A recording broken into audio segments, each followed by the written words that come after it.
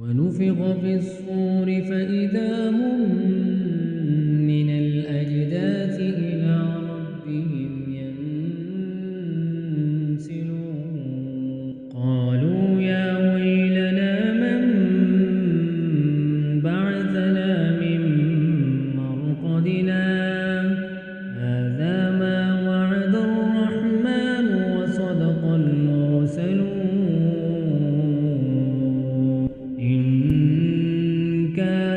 إلا صيحة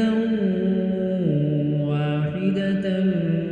فإذا هم جميع لدينا محضرون فاليوم لا تظلم نفس شيئا ولا تجزون إلا ما كنتم تعملون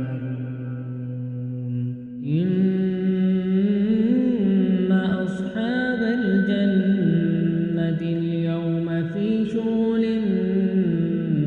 فاكهون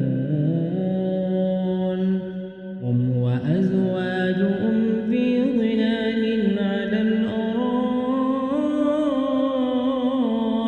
متكئون لهم فيها فاكهة ولهم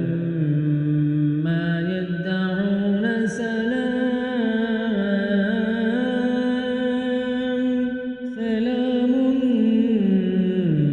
قولا من رب رحيم وامتازوا اليوم أيها المجرمون ألم أعهد إليكم يا بني آدم ألا تعبدوا الشيطان إنه لكم عدو مبين وأن اعبدوني هذا صراط مستقيم ولقد أضل منكم جبلا